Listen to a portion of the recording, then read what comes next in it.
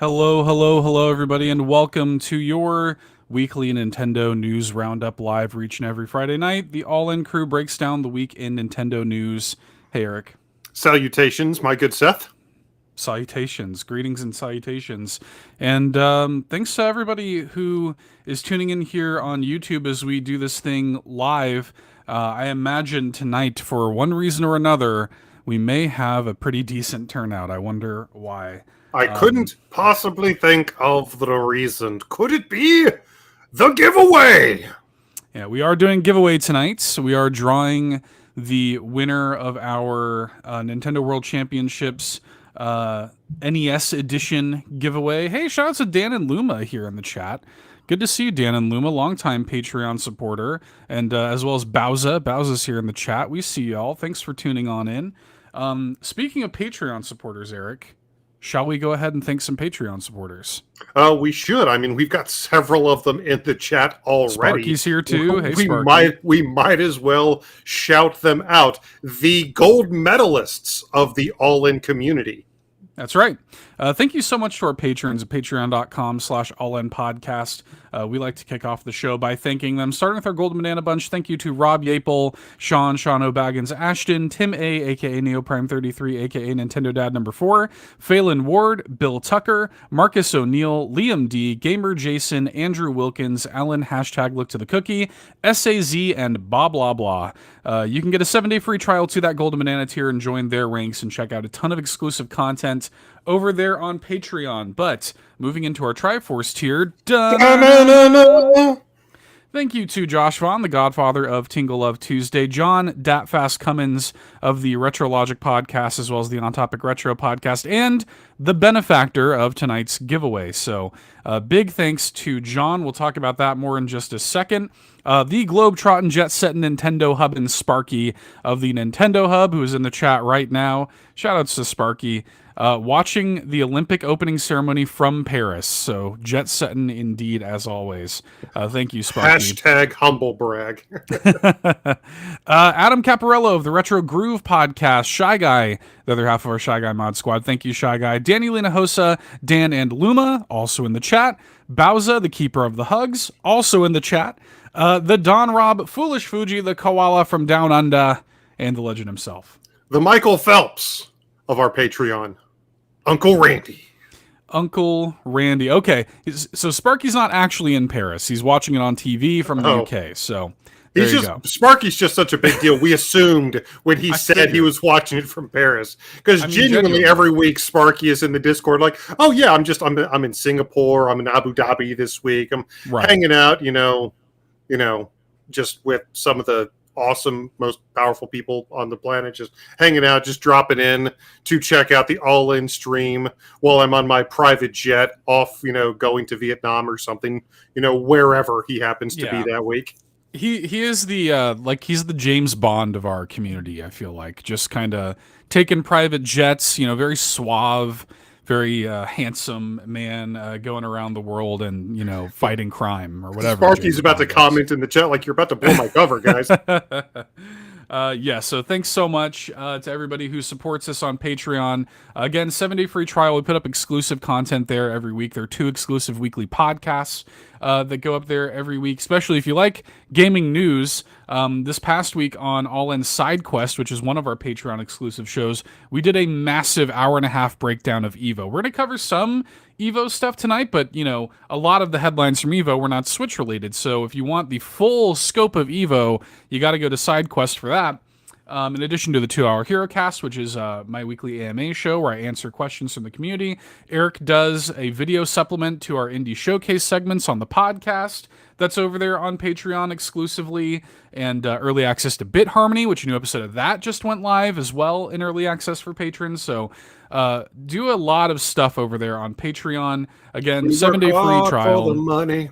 That's right. 7-day free trial, patreon.com/allinpodcast. Check it out for yourself, see what all the fuss is about. You can also pick up some merch at allin.media and support the show that way. That is very much appreciated too. And you can also leave 5-star ratings or reviews on your podcatcher of choice if you listen to us on your audio feed. If you're watching us here on YouTube, your likes and your subscribes and your comments on the VOD. If you're a VOD watcher, high VOD watcher in the future, that is also very much appreciated. And hey, that's free. So thanks so much to everybody for the support.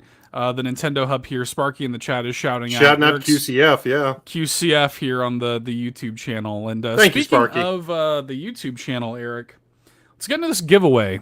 Yeah, we've got that lot going on. Yeah, we're not going to make you wait the entire episode for the giveaway. We're going to do it right here, right now, then jump into the business proper. But we heavily recommend, if you are here for the giveaway, stick around. As we've just detailed, there's a lot of stuff that we always have going on here at All In. We really think you should check us out. Again, we've got the Patreon, the YouTube channel, the weekly podcast. So go ahead and see what All In is all about. This giveaway was again John Datfast Cummins, who we shouted out earlier, Triforce tier supporter of the show, has he reached out, as he's done many times in the past, and he said, hey, I have an extra copy of Nintendo World Championships NES edition, the deluxe set, like the big collector's edition with the gold cartridge, and Eric's gonna grab his. There it is. This is what we're giving away. Yeah. Well, not that literal copy, but yes, that. No, not this specific copy. No, this one's mine. Eric's. This one's mine. Can't have that one. We're giving you an unopened copy. Right. So John had an extra one of those, and he's like, do you want to give it away? And I was like, yeah, of course. So we ran the giveaway over on Twitter. All you had to do was subscribe to the YouTube channel and basically prove that you did it. And if you did that, I put your name on a gigantic wheel that looks like this. There's 95 entries on this wheel. 95 entries, nearly 100 people submitted for the giveaway and subscribed to the channel. So huge thanks to everybody who did that. And if you're ready to spin this wheel, I'm ready. No whammies, no whammies, no whammies, no whammies, no whammies, no whammies. Let's do it. See who gets it. So many entries that it's actually kind of lagging the website. It's actually kind of mesmerizing, frankly. Who gets it? Rob Yapel! Yes! That's dope! Nice! Let's go. That's awesome. One of our patrons, too. Rob Yapel is a longtime friend and supporter of All In, and has been really, really kind to me personally over the years. And I am very happy to see Rob Yapel. Congrats, Rob Yapel. We'll be in touch. I'll DM you later tonight and get a good shipping address for you for this. Really, really cool. Shoutouts to Rob Yapel, man. And thanks so much again to everybody who entered. Yes. Again, nearly 100 people on this wheel. So, yeah. Crazy. Well, let's try to up that for the next giveaway, because there will be a next giveaway. This isn't going to be the only time we ever give something away. Yet another reason that you should stick around and become a member of the All In community. Yeah, we try to do giveaways as much as we can. We love to give back. And again, like John, again, just shout outs to John. His podcasts are Retro Logic and On Topic Retro. And they're both well worth checking out. And, John does this kind of stuff all the time. That All In 200 cartridge behind me was just a random, free gift that John sent both Eric and I. And, he's just a great, great dude. He never asks for anything in return. So, I just want to point y'all in his direction. On Topic Retro. The Keanu Retro, Reeves of the All In community, truly. Yeah, I mean, he rules, and he's just a very, very nice and kind-hearted dude. So, check out On Topic Retro, check out Retro Logic, and support John. A lot of congrats for Rob in the chat here. Yeah, GG's for Rob. Very, very good for Rob here. Very cool. Shoutouts to Rob Yapel, man. One of the good ones. Just another very kind-hearted soul. Just a great dude. So I'm happy to see that win. But a lot of those in our community. We're very lucky. We are. Lots of great folks in our community. Again, huge thanks to everybody who entered in. And yeah, stick around, because there will be more in the future. And hey, the whole point of doing giveaways like this is to introduce people to you and your content. And so hopefully this kind of introduced some folks to what we do here at All In, and hopefully you dig it. So cool. Okay, we think you will. Yeah. Well, do you want to talk We're a little biased. Yeah. Well, do you with that out of the way, again, congrats to Rob for your copy that you just won. Do you want to talk about some news? Dude, it's been a roller coaster this week. There have been some pretty big highs, some pretty unfortunate lows. So everybody just go ahead and click, strap in. Let's talk about it. Yeah, so I mean, I guess let's catch up with Evo from last weekend. Like I said, tune into All In Side Quest there on the Patreon if you want the full kind of scope of Evo. We really kind of chew the fat on it. It's That's about a an hour and a juicy half episode long. of Side Quest too. Yeah, we talk about everything under the sun with Evo. But let's hit some of these Nintendo Switch highlights again. Not a lot, but there's still some really interesting things to talk about. Yeah, between Evo and SDCC, since the last time that we joined you guys for a news roundup, a couple pretty big announcements, and SNK really started off pretty strongly. It was the first top 6 of the Evo weekend, and they came out afterwards with 3 trailers, 2 of which don't really concern us. However, SNK decided to just shadow drop a fighting game basically in our laps.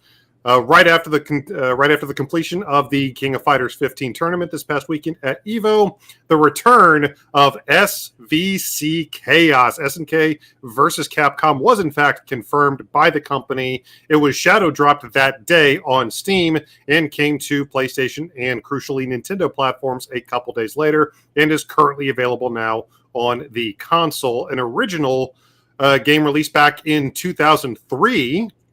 First, obviously, it is part of the very storied partnership between SNK and Capcom from the late 2000s, late 90s, early 2000s. It's a bit of an odd one, but I'm still really excited to see it come back. As a matter of fact, the video that we have brought up right now is the newest episode of QCF that we posted this week. That's right. The episode of QCF that came out this week is all about SVC Chaos. So if you want to see more on the game, go ahead and check out the YouTube channel later on to see the full scope of my playthrough with Violent Kin. Again, really excited to see SVC Chaos come back. Did you ever play this one back when it came out? You didn't? No, never played it. This is my first time even hearing about it.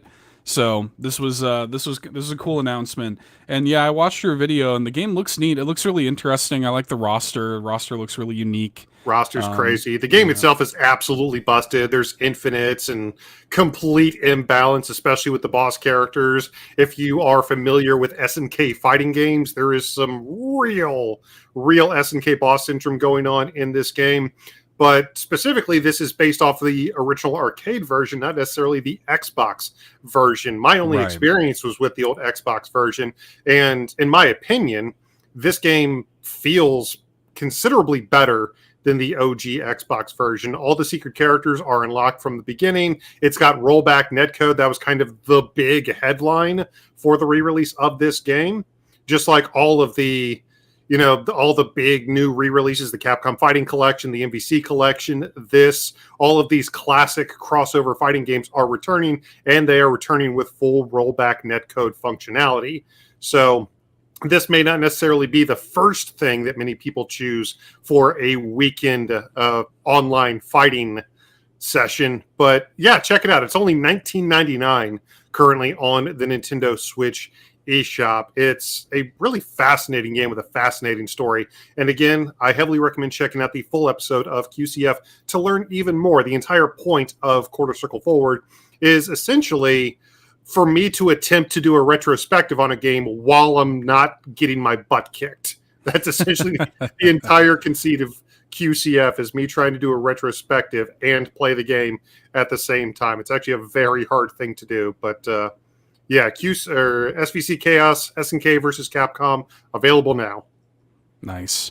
Very cool. Yeah, that episode of QCF is up now. Eric puts up new videos every Tuesday morning. If you're a fighting game fan, you'll probably enjoy that little series on our YouTube channel. There was also several character reveals, as there always is at EVO, but I think when it comes to Switch players, probably the most prolific is the new character for Under Night in Birth 2, Celeste, however you pronounce this stupid title. But the character looks cool, and the game looks actually really neat. I enjoyed watching it.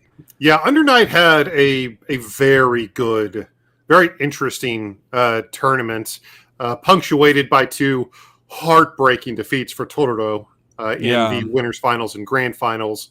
But yeah, really interesting game. Unfortunately, like the anime fighting game scene, this Guilty Gear Strive, Grand Blue Fantasy Versus isn't something I'm super current on. But yeah, this new witch character kind of giving me like Rachel vibes from Blaze Blue or something. She's jumping into the fray with Under Night 2 here soon, or was she shadow dropped? I honestly, She's out now. yeah, she was okay. She was announced for like the 25th. And that just, that was yesterday. So she's just out recently. Phelan's in the chat. Phelan says very underrated fighting game. I've been enjoying trying this one out. So Yeah. There's a lot of good fighting games out there. We are in quite a fighting game renaissance these days. We make mention of it in the episode of Side Quest, but there were 5 new games on the Evo main stage this year versus last year. Only 3 games returned from the Evo main stage from 2023. Such is the cycle of constant fighting game releases that we find ourselves in now. Fighting game fans are eating very well in the 2020s. Nice.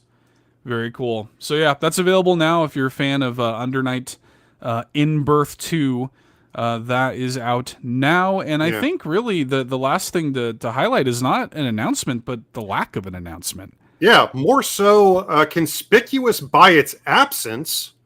The Marvel vs. Capcom arcade, the Marvel vs. Capcom Fighting Collection arcade classics from Capcom. It was announced, obviously, to much hype at the most recent Nintendo Direct, and I, as well as many other people, just kind of assumed that we were going to be getting a date for the collection come EVO weekend. Bizarrely, that didn't happen. Capcom actually didn't really have too much to show off at EVO. All they really showed off was a teaser for Terry coming up within the next couple months within Street Fighter 6. So no word at all yet on the upcoming Marvel vs. Capcom Fighting Collection, which, again, weird. It is coming out this year. It's already confirmed for 2024. It's coming out sometime in the next few months, but weirdly, we don't know when, despite the fact that they had it at EVO, and many of the big streamers and fighting game personalities like Max, Justin Wong, and others were there playing the game. We've already got a ton of stream footage. As a matter of fact, the video that you have up right now is the Yo Video Games crew. It's Max and the dudes playing the game. So don't know, like, unless Capcom has a specific like Capcom showcase that they want to roll in September or something, which could very well be the case given they still have a couple really big titles on the horizon, very notably Monster Hunter Wilds. I could see getting it there, but otherwise we might just be waiting for a random Tuesday morning tweet from Capcom to find out the release date for this collection. I just need to know when I can expect it. I need this game in my life, and I would like to know when that's going to happen, Capcom. Yeah, I sort of, it's weird too, because we do have San Diego Comic-Con this weekend. Obviously, Marvel's a massive part of the Marvel vs. Capcom fighting collection, so there's maybe an outside chance that it's there, but I mean, the impact at EVO, I think, would have been much stronger from a marketing perspective. That is your audience for this game. So I tend to agree with you. I tend to think that I do tend to think that good to see MSP getting destroyed here on the video. But I do think that I do think it's probably a Capcom Presents, a Capcom Showcase. At some point, yeah, September is probably about right. Maybe late August or something. So they do have the Ace Attorney, Miles Edgeworth Investigations collection coming as well in September. So it's possible they might want to just kind of highlight a few of their upcoming things. So possibly. I could see that. Yeah. I could too. Very quickly, just going to hit Sparky in the chat. He asked me, do you play fighting games with a stick or do you use a pro controller? I'm actually a controller person. I played in the arcades when I can, but I've always just felt more comfortable with a controller personally. Something about a stick, I don't know. Even when I'm in the arcades, it doesn't feel as good to me as a controller. I know that makes me a fake fighting game fan to some. Deal with it. But yeah, that's just me. I will say I am very glad that I'm not a stick player because I absolutely would have been one of those guys that would have been a stick collector. I would have no money. I'd be out on the street right now. I would have nothing left because of my obsession with collecting sticks. And there were some gorgeous ones shown off at Evo this past week, and the ones that they gave to the Evo top 3 in each of the main 8 Yeah, games those are cool. were nice. Those were nice. So kind of glad I'm not a stick player, but honestly, when it comes to stuff like that, that's one of the reasons I love the FGC is there's so many different people out there, so many different controls. Like even with sticks, you see so many different types of sticks. There are sticks out there that only use buttons that have, instead of a joystick, that have these really weird, like D-pad-esque button layouts. Saw a lot of those. Yeah, so even between sticks, it seems like there's a lot of different, I don't know if you really call them like dialects or variations, but I don't know. That's a little bit too much for me, man. It's hard enough just for me to learn the special moves in some of these titles. Yeah.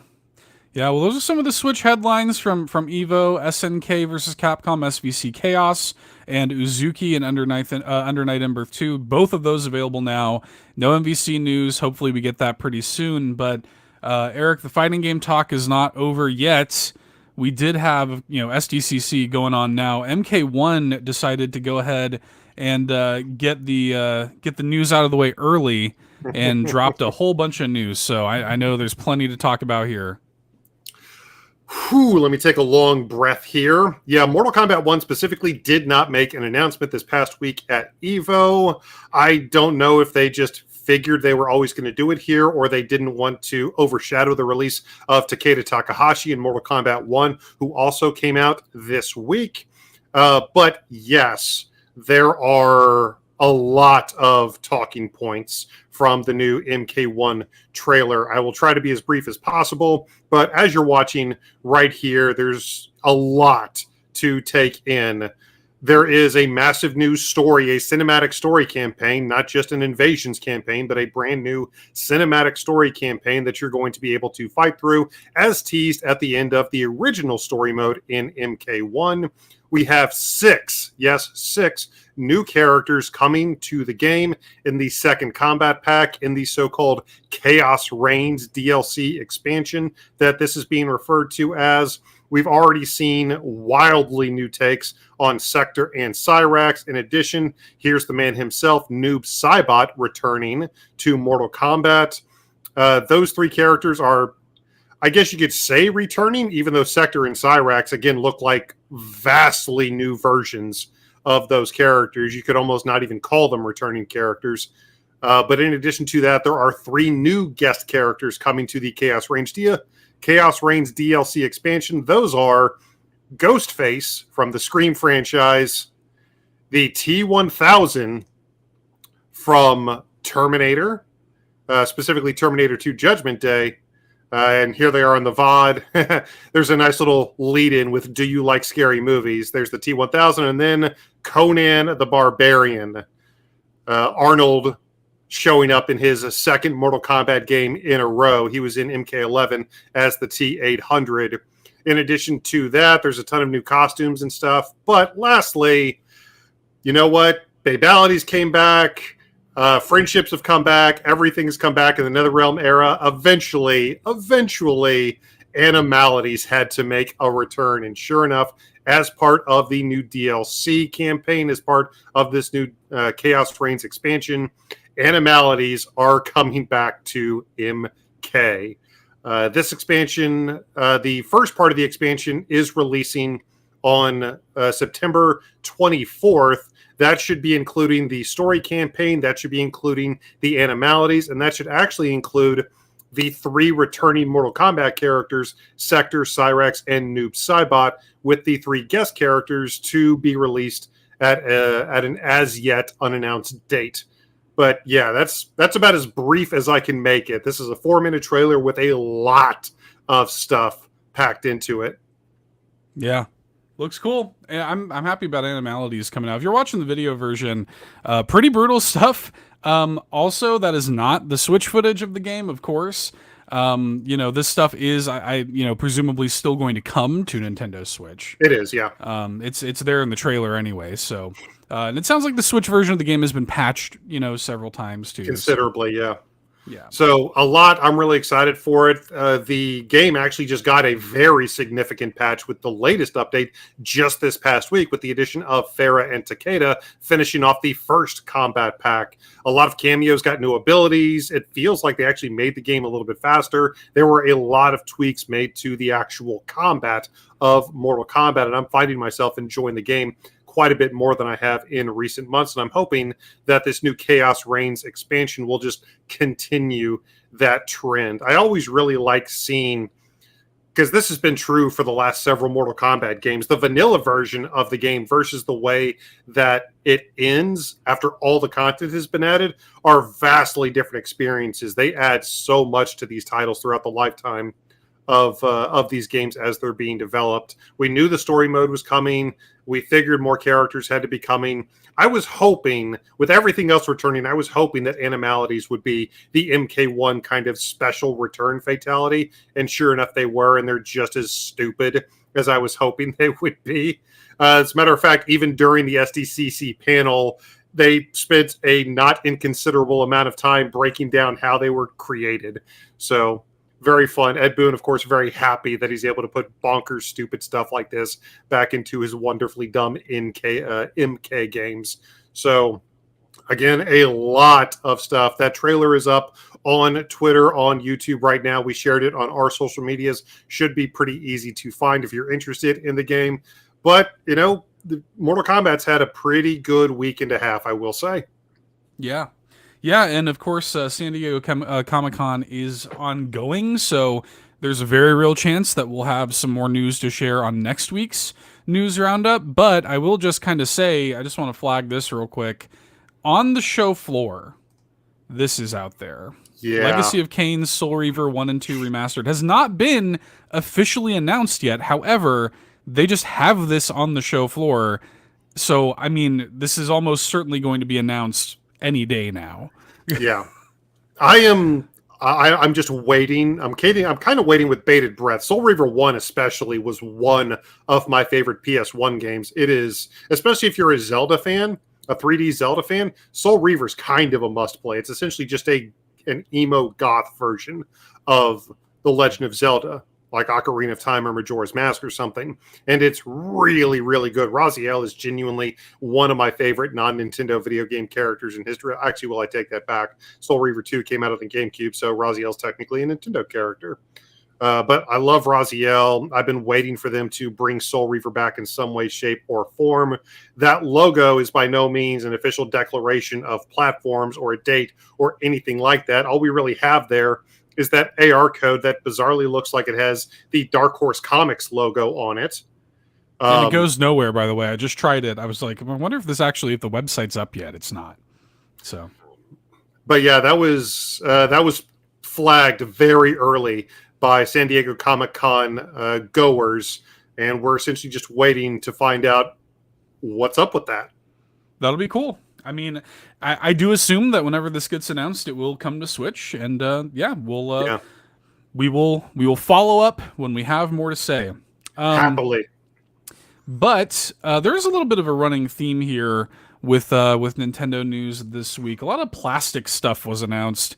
This Super Mario World Mario and Yoshi Lego set really set our community ablaze. People were all over this thing, and I mean, it's a pretty neat little set. It's like a pixel art replica, a crank-based pixel art replica of Mario from Super Mario World riding on the back of Yoshi, complete with Yoshi tongue action. That was what got me. That was what got me. I just the two-dimensional, visual aspect of it, the fact that it is directly trying to emulate 16-bit art with Legos was already really cool to me, especially the way that they layer it like this. It's not just a single layer build. The way that they layer it to make it to give off this 3D effect with the pixel art already looks really cool. But yeah, that working Yoshi tongue that they have in there, that was the part I was like, oh no, I may actually drop this. I may actually drop the money for this thing. Oh no. It actually looks really, really cool. It is going to run you $129 if it's something you look interested in. It looks to be like a full 16 inches tall. Looks pretty So good size. Yeah. yeah, it doesn't seem like an insignificant amount of Legos, and it's certainly a lot cheaper than the recently announced Deku Tree set Yes. for the Legend of Zelda. However, let your conscience be your guide, and if this is something that interests you, know that it is out there now. Yeah, it comes out October 1st. You can pre-order it on the Lego website now. And yeah, it's interesting. This doesn't do a whole lot for me personally. This is the kind of thing where it's like I don't have room for it. It's too expensive, just like all of these Lego things are. And like it's kind of neat, but I don't need it. You know what I mean? I do But know I what you can mean. but I understand a lot of people's excitement for it. This is really interesting, though, and this is something that I talked about a little bit when they announced the Deku Tree. Like, they're really, really leaning into this, like, adult collector thing with Nintendo Legos specifically. Yeah, we have plenty of, like, the Lego Super Mario stuff that is aimed very much at kids, but, like, they're super leaning into, like, adult nostalgia with this whole adults welcome, like, the black box and everything, the higher price, you know. Well, that's It all is, to position it as a premium product, as a yeah, collector's item. right. Yeah, this is a lot of the same practices that Nintendo have done with a lot of their, kind of forced scarcity items that they've released over the years, is positioning them specifically, not even as, little mini consoles or not even as like amiibo figures, but as actual collectibles. And Lego's been doing that with a lot of their kind of premium sets that you've already mentioned a few of them as, and the packaging, the way that it's presented and everything like that. Sure, you can open it and you can put it together, but Lego is very clearly, especially with the price tag that they're putting forward with it, they're very clearly positioning this as a, hey, this isn't just a fun toy, this is a collectible. This is something that is special that you want to have. That's the whole subliminal marketing pitch. Yeah, and they're doing it because they can. They know that people will buy it. They know that people are, Yep. like this nostalgia I might be sells, and people. I mean, that there are a lot of people who are going to buy this thing. So, I get it. I understand the marketing of it and everything, but I'm also just kind of like, man, like if I were a kid, and I think about this a lot, like when I see this stuff, if I were a kid and I saw that, I'd be like, oh my God, that's so cool. I would love to have that.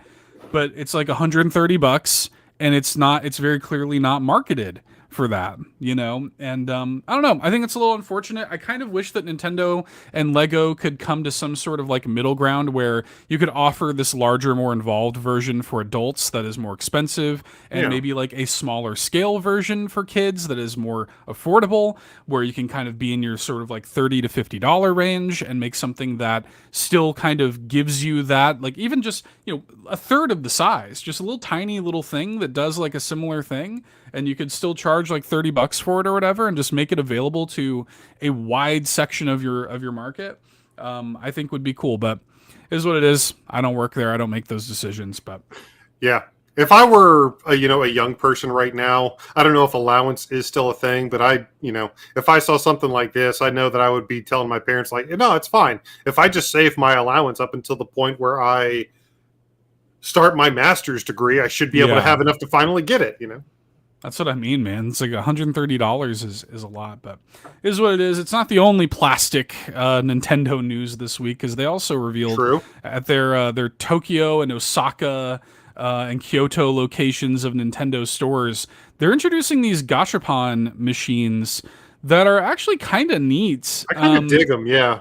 Yeah, they have these little like fidget toy keychains that are based on Nintendo controllers, like with OEM parts.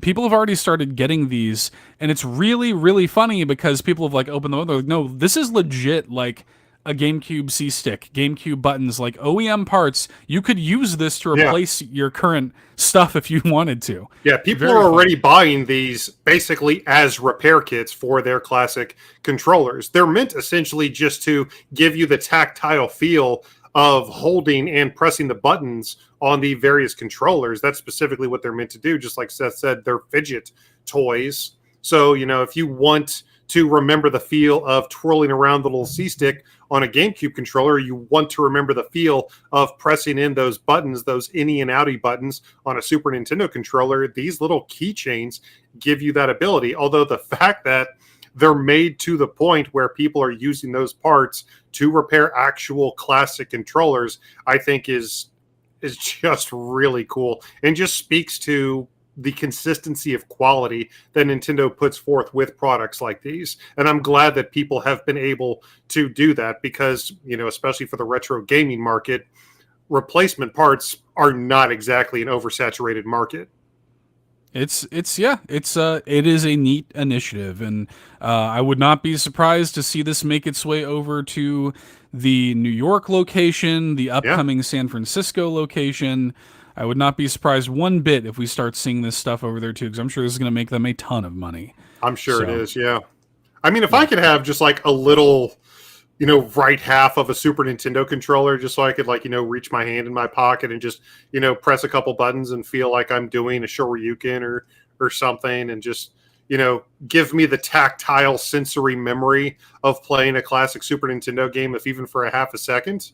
I mean, that's it's supposed to again just kind of give you that sensory, supposed to tap into your nostalgia brain and remind you of when you actually use these to play video games. So very shrewd new product initiative from the big N. Yeah. Pretty neat. We'll see if that comes stateside at any point soon, but that stuff is now in the Japanese locations. Well, we have some interesting and sad stories to cover this week as We well. do. It can't all be fun and plastic. Let's talk a little bit about Humble Games, which did sadly shutter this week, or as they say in their very generic statement, restructured. I am going to read this statement real quick from Humble Games' official Twitter account. They say, quote, "In these challenging economic times for indie game publishing, Humble Games has made the difficult but necessary decision to restructure our operations. This decision was not made lightly. It involved much deliberation and careful thought, with the goal of ensuring the stability and support of our developers and ongoing projects. Additionally, the restructuring of operations at Humble Games will have no impact on operations at Humble Bundle. We are acutely aware of the profound impact this decision has on our team members at Humble Games and deeply empathize with everyone affected. Our team's contributions have been world-class and invaluable, supporting the launch of our game since we started publishing in 2017. We are committed to navigating this transition with as much empathy and understanding as possible. Supporting our development partners and assisting former team members remains our top priority. We are committed to making this transition as smooth as possible for everyone involved. Thank you for your support and compassion during this challenging period. It is deeply appreciated." End quote. Yeah. And there are a few games out there that are still, attached or were attached to Humble Games that have had to come out and kind of make their own, kind of clarification statements upon the future of those titles. A recently released game, Bo, Path of the Teal Lotus, is a pretty good example, but this came completely out of left field for, myself. I didn't see this coming. This is just another, these are people losing their jobs, their livelihoods. I don't want to treat it as if it's insignificant, but with all the layoffs that are coming out, it's just kind of another day, it feels like, in the year 2024, just another terrible studio closure that really shouldn't be happening in a time where video games are more popular than they've ever been. So I know that we've seen this a lot at much more prominent studios, AAA studios, who you could just very easily write that off as just incredibly poor financial planning on their part. But this one surprised me.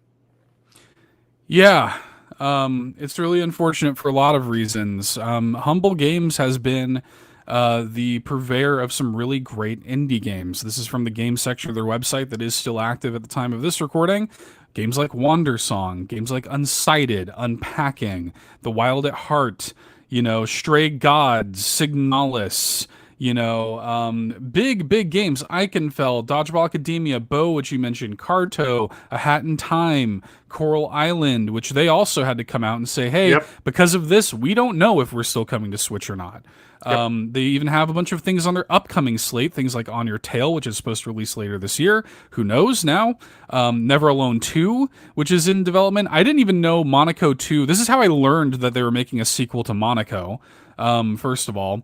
And then we have Billy Bust Up, which is a really cool looking upcoming 3D platformer they were publishing too. All of that stuff is now very, very uncertain. And the thing that really drives me crazy about this, this is just another in a long string of layoffs and corporate greed shuttering these companies.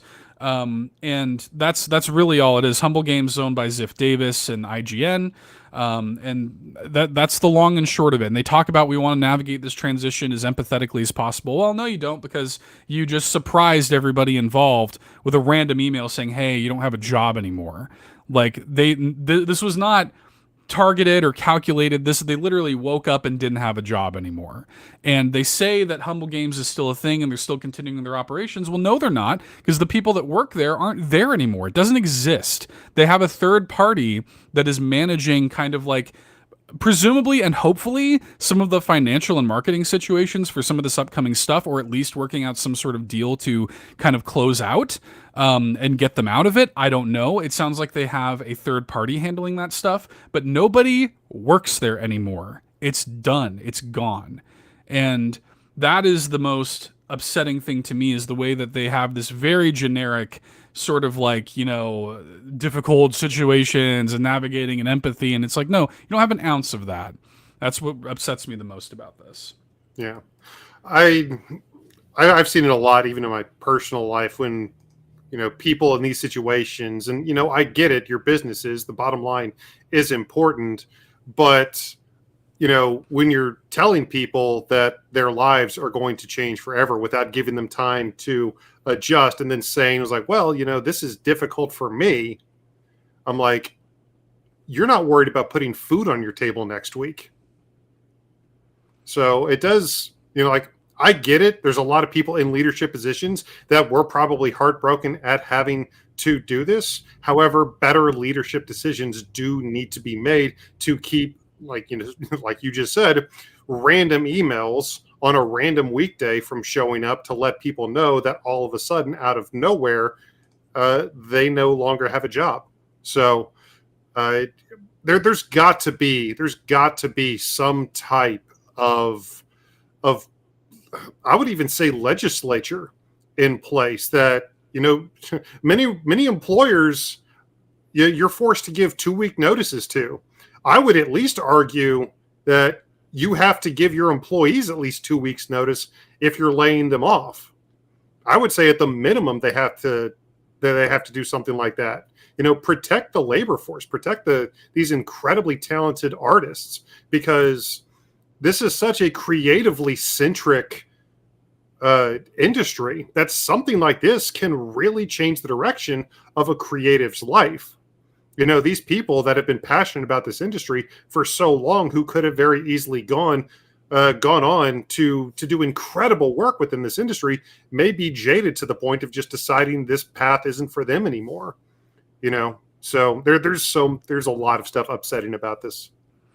Yeah, the third party that is handling this stuff is now kind of the just sort of the middleman. The people who are still contracted with Humble Games that are upcoming are now contracted with Ziff Davis specifically, and they're just stuck in this kind of middle ground where now that everybody that they once worked with at Humble Games is now unemployed, they now just have to work with some faceless agency to launch their game and hope that it's marketed correctly and hope that it actually gets the funding it needs. So yeah, it's terrible. It really, really, really sucks. And I wish that there was a silver lining to it. All I can do is say it's awful.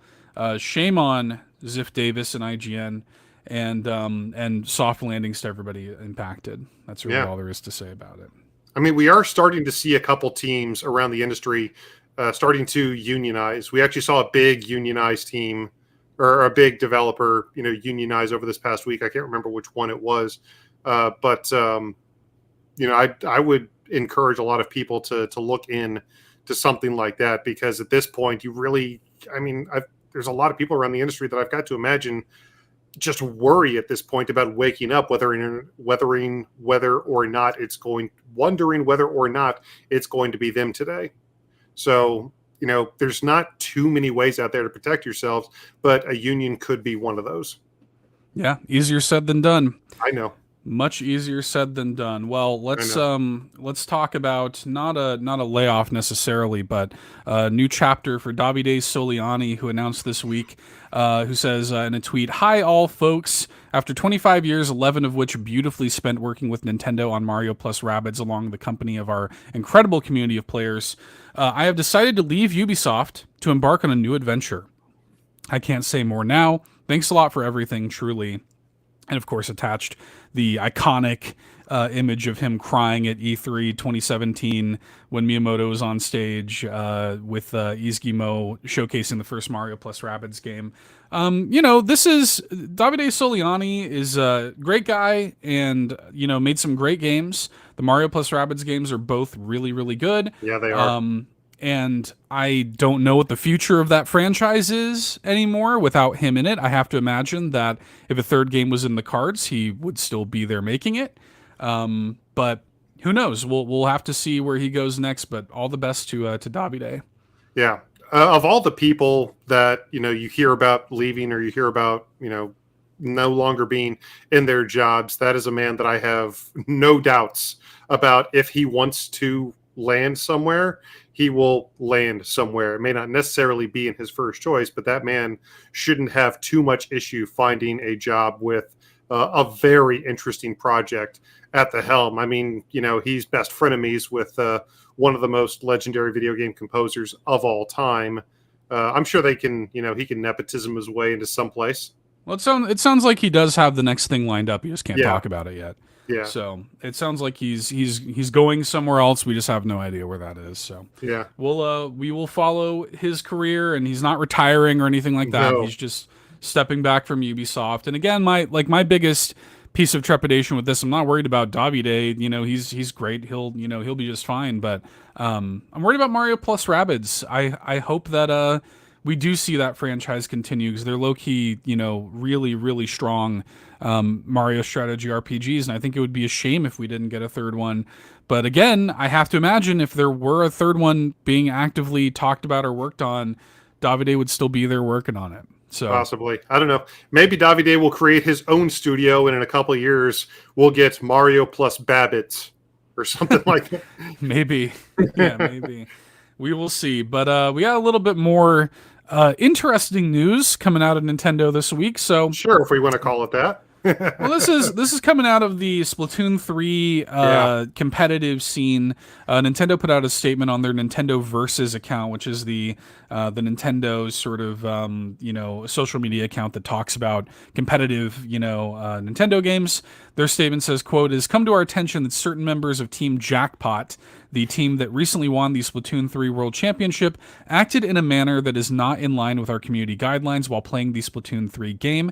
As a result, Team Jackpot's win will be considered vacated, and the team will not receive trophies associated with the event. Additionally, the in-game splash tag banner commemorating their win will be adjusted via an upcoming software update.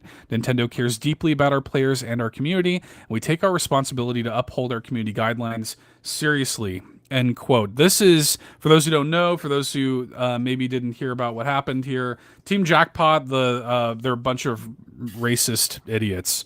And a lot of their Discord logs and chat logs and things were leaked, and while playing the game, even over voice chat and over text chat, just incredibly gross and racist people. And Nintendo caught wind of this. It made the rounds on Reddit and social media and stuff like this, and they have chosen to revoke their win. And good riddance. Even esports players aren't safe from the Nintendo ninjas. You play stupid games, you win stupid prizes. So that's that's something that happened, and good on Nintendo for doing it. Yeah. So yeah, not much more to say than that. A quick little update to another bit of Nintendo litigation. The 27-year-old. At least they're not going to jail. Yeah, that's true. Yeah, the 27-year-old individual who submitted bomb threats late last year to, or I guess it was earlier this year technically, to Tokyo, the Nintendo Live event that was happening in Tokyo.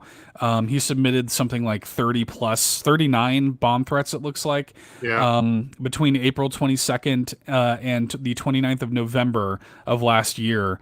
Submitted 39 bomb threats, causing them to cancel the whole event, as a matter of fact. And he has now been sentenced to a year in prison, following a court ruling this past week. So Yeah, I there you would go. argue that's not strong enough, but I mean, at least he's getting prison time. At least, if you do something like that, you will, suffer some consequences for it. A year in jail is still not going to be a pleasant time for this guy. And I've got to imagine that he probably won't do it again after he gets out.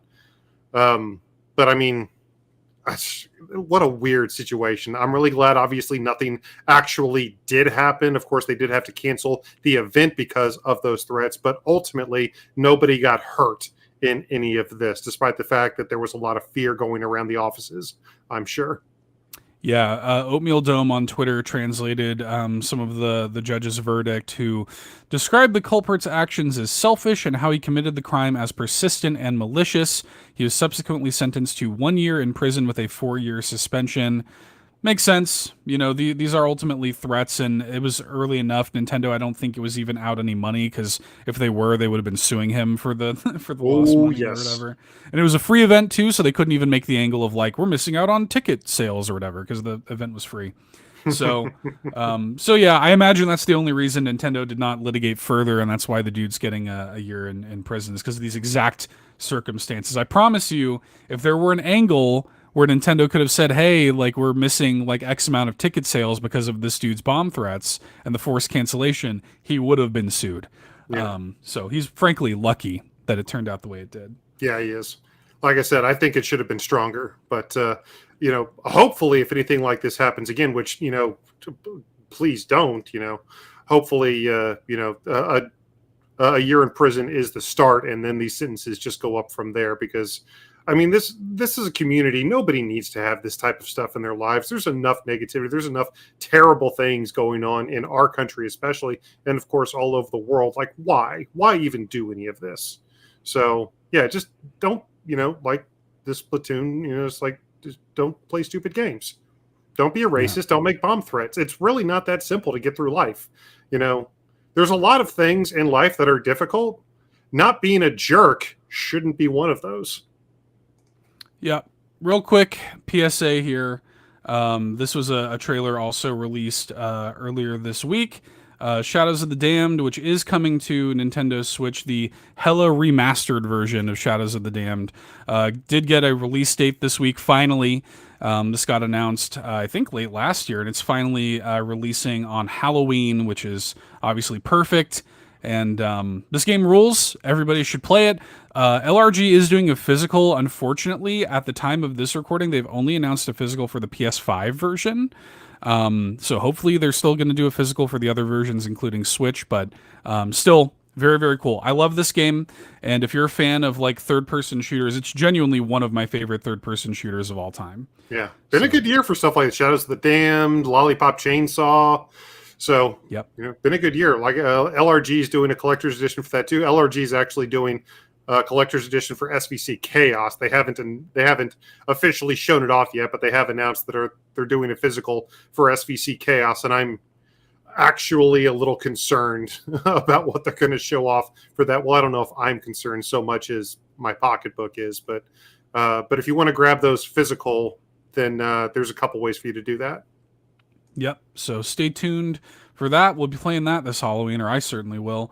But that's Halloween. That's later. Let's talk about this week and some of the notable releases, starting with Arranger, a role puzzling adventure, which just came out this week. The game is excellent. This that we're seeing here is Eric's video on our YouTube channel. We did get a code for this from Pop Agenda, so big thanks to them for passing that along. We got the game quite a bit early, got to play through it early, and we'll be discussing it in even greater detail on the podcast tomorrow. It's going to be actually our indie showcase for tomorrow's podcast episode, so look forward to that. And yeah, the game's great. Yeah, Play it. It's really, really cool. As you can kind of see here in the video, it's all about using this grid-based system that you're traversing to maneuver items around you. Whenever you move left, right, up, or down, everything that's on either the row or column that you're on will, also move in that direction. And it can make for some incredibly interesting puzzles. But again, we're going to have a lot more to say about this tomorrow in the brand new episode of All In, a Nintendo podcast. TLDR, check the game out. It's really great. It is. I have a rolling list of my favorite games of the year to kind of keep track of things. It's currently at number 5 for me personally on my game of the year list. So really, really good. We talked about this a little bit earlier, but yes, of course, once again, this week did see the shadow drop of SNK versus Capcom SVC Chaos. Again, episode of Quarter Circle Forward of Eric playing and talking about the game on the YouTube channel now as well. Yeah. So So, I mean, just to differentiate this game from Capcom versus SNK, which was almost just Street Fighter versus King of Fighters, this game has an absolutely stupid roster of bizarre Capcom and SNK characters in addition to a lot of the mainstays. Sure, you have Kin and Sagat in this game, but the Mars people from Metal Slug, Zero from the Mega Man, from the Game Boy Advance Mega Man Zero series, Athena, not even Athena Asamiya from King of Fighters, like the original arcade version of Athena, the Holy Warrior Athena. You've got Firebrand, or Red Artemer as he's known in that game. There's so many crazy characters in this title. It's honestly worth checking out just for that alone. And again, this is just $20 right now on the Nintendo Switch eShop, which for what's here is, in my opinion, a more than suitable asking price. very, very cool. Check that out. Dude. Another quick shout.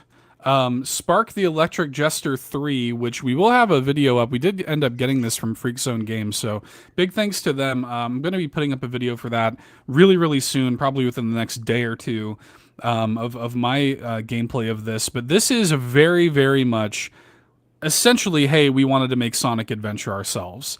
Like it literally feels like a 3D Sonic game in everything but name. Feels very fast, very like the controls take some getting used to, just like those games do. It's kind of squirrely, but it's fast. It runs great on Switch, despite how this is Switch footage we're looking at. Despite how like fast moving the game is, it's not really dropping frames or anything like that. So it's an impressive port and a really cool game. So check it out. Yeah. And again, you said you're going to have a video up for it soon on our YouTube channel? Very soon. Yeah, very soon. If you're listening to this on your podcast feed, it may be up already. So if not, it'll be up very soon, within the next couple days for sure. So Yep. very cool. I will say there's a game that came out this week that I will be making a video on soon and should be up on our YouTube channel early next week. A really cool, boomer shooter, like 2D pixel art game called Exophobia.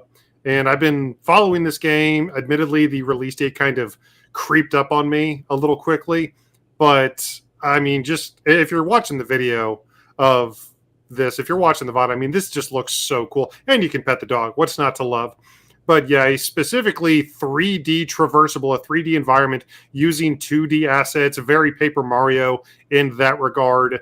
But it feels like Doom meets Zeo Drifter or something. And I love both of those things. I can't wait to check this game out. And again, a video for this, a first look for Exophobia, should be on the YouTube channel early next week. Nice, very cool. Yeah, we ended up getting this from PM Studios as well, and big thanks to them. As a matter of fact, we got 2 codes of Exophobia, and we're going to give one of those away in our Discord very soon as well. So another reason to join the All In community. Links to that are in the video description or the show notes. And yeah, join. It's free, friendly, welcoming Discord community. So we're going to give away a copy of Exophobia here within the next few days as well. So stay tuned for that. Big thanks to PM Studios again for the kindness and the generosity. I also want to thank Team 17 for giving us a code to check out Conscript, which is a really cool sort of lo-fi Resident Evil 1 style, Signalis style survival horror game set in World War I. Specifically, I have a video on the YouTube channel right now. It's about an hour long, showing off the first hour or so of the game, and it is really, really neat. I like it a lot. Not for the faint of heart. It does have a lot of mature themes, a lot of disturbing imagery and things like this. It does, get into the sort of realities of war, and World War I was a particularly gruesome war, and this game does not shy away from that. But if you like survival horror games, old school, like difficult survival horror games, Conscript is probably right up your alley. So And I love how they're using just an NPC that looks like they're going insane, effectively is just a roadblock. yeah, and I didn't want to. I don't know if I could have shot him to move on. I assume I could have, but I did not want to resort to that. And later on, let's just say he does move out of the way later on. Trying to go for a Yeah. pacifist run? He's a teammate. I didn't want to I didn't want to shoot one of our own guys just 'cause he's going a little crazy and blocking my path. So, but yeah, really cool game. Check it out. Conscript. I'm quite impressed with it. Next up, in a completely different direction, the star named EOS came out this week, which is a sort of puzzle narrative game, which has been in development for a long time. I feel like we heard about this for the first time like 3 years ago or something. They've been working on Feels this like for it. a minute, and it looks really really cool. I really want to play it. It's on the backlog. It's on the wish list. But yeah, this did come out this week. Yeah, it's got some really cool, 2D hand-drawn art assets that really remind me of Open Roads. Sure. Which I mean, yeah, I think it's supposed to. But yeah, it looks really, really interesting. Yeah, I want to play it. Looks really cool. I'm looking forward to getting around to it at some point. That is now available on the Nintendo Switch as well. We also got One Piece Odyssey, which is the like One Piece like licensed RPG, which apparently is solid. One Piece fans are liking it, and it's now finally out on the Nintendo Switch. It's been on other platforms, I think, since late last year, but I think so, yeah. yeah, we now have it on the Nintendo Switch. So if you're a One Piece fan, please be excited about that. I don't know, man. We're about to get into the second season of a live action series on Netflix. I've thought a lot about, I'm trying to be careful about anime because I've got so much else on my plate. But One Piece has been one of those things to where, a lot of the games that are coming out look really cool. A lot of the show looks really cool. So I know it's already at 1,000+ episodes of the anime. It's one of those things that just feels a little unapproachable to me right now, but the games do look pretty cool, especially if you're a fan. Yeah, this got good reviews. People like this one. So if you're a One Piece fan, you could probably do a lot worse than this, especially for like a licensed anime game. Yeah. This one seems pretty cool. Again, it's out now on Switch, so One Piece fans are probably pretty stoked about that. And last one up here, just wanted to shout out Seth Simulator released this week on the Nintendo Switch. This game, Exhausted Man, is now available. That's so great. Like that's absolutely my spirit animal, 1,000%. Yeah. I love that little controller pillow right there that he was dragging along with his foot. That looks so funny. It seems I don't know exactly, like the gameplay, you're moving his individual limbs and he's just this kind of like noodly claymation guy that's exhausted and finally gets to sleep on his little pillow. It seems like you pick these little challenges that you're just trying to like accomplish, and I love the art style of the game. I love the concept. I really want to play this, and visually it looks kind of amazing. Yeah, like very Octodad vibes, obviously. Sure. Yeah. Yeah, it looks really neat. I really want to play this. I'll probably wind up picking this up quite soon, and I'll make a video for it if so. 'Cause I think this would be a really fun game to make a video for. So he's also a game developer, I guess. So that's another thing. Making the actual end screen of the game there. So really cool. Tell us how you really feel, game dev. Yeah. Yeah, Exhausted Man, the video game available now. But wanted to make sure we shouted that out. That game looks really cool. I think it's like $10. So yeah, really cool. Nice. I may have to check that one out myself again. I mean, yeah, my spirit animal. That game is definitely speaking to my sensibility. I mean, I've been basically running on coffee all afternoon, so especially here on a Friday night. But yeah, you said it's available right now on the Nintendo Switch eShop. Nice. Yep, sure. My ears are exhausted too. I didn't remember. Yeah, it is out now. Is that it? That's it, I think. Yeah, unless I missed something. What about that one you and Matt were playing?